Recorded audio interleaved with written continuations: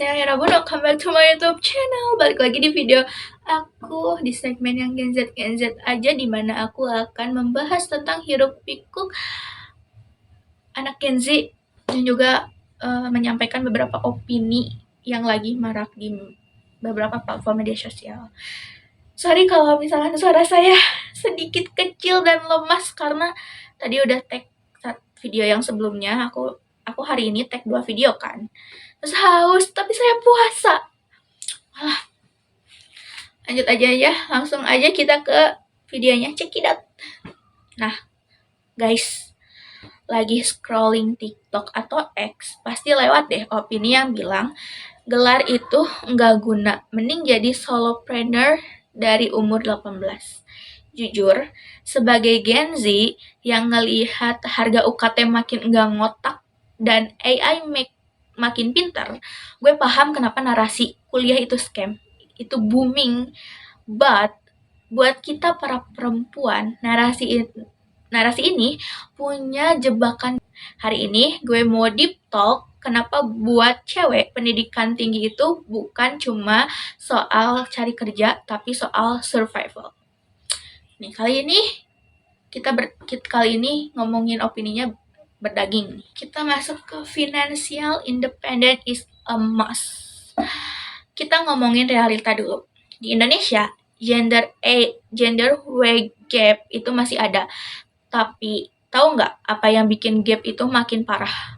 Kalau kita nggak punya background pendidikan, the safety net argument. Ijazah itu kayak asuransi, dunia itu unpredictable. Kita nggak pernah tahu nasib rumah tangga atau ekonomi keluarga ke depannya gimana. Punya gelar sarjana atau pendidikan tinggi itu ngasih lo pintu darurat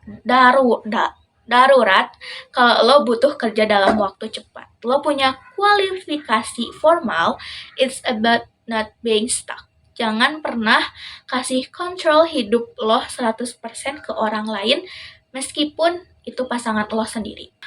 Lanjut, kita masuk ke mindset and critical thinking. Banyak yang bilang, kan bisa belajar di YouTube or Google. True, but kuliah itu bukan cuma soal konten materi. Kuliah itu soal ekosistem. Di kampus, lo dipaksa buat dengerin opini orang yang lo gak suka. Lo belajar riset, lo belajar problem solving pas dapet dosen yang killer. Itu semua ngebentuk neuroplasticity otak lo. Sorry kalau salah. Nah, buat cewek, critical thinking itu adalah tameng. Biar lo nggak gampang kena gaslighting, nggak gampang kena hoax, dan punya argumen yang kuat pas lo harus speak up di lingkungan kerja atau sosial. Kita masuk ke ibu berpendidikan factor. Ada stigma, ngapain S2 kalau cuman jadi ibu rumah tangga? Ini yang paling bikin gue greget dan segala macam. Menjadi IRT itu adalah salah satu pekerjaan tersulit di dunia. Kalau seorang ibu itu terdidik, dia bakal jadi manajer rumah tangga yang luar biasa. Dia tahu soal nutrisi, dia tahu cara stimulasi psikolog anaknya, dia bisa nemenin anaknya ngerjain tugas sekolah tanpa stres.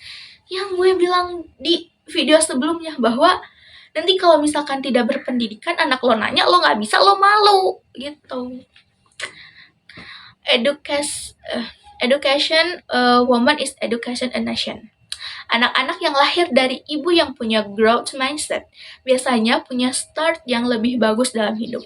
So, gak ada yang sia-sia dari ilmu Allah. Ingat, gak ada yang sia-sia dari ilmu Allah, dari Allah mengejar pendidikan SD sampai S1 atau sampai berapapun.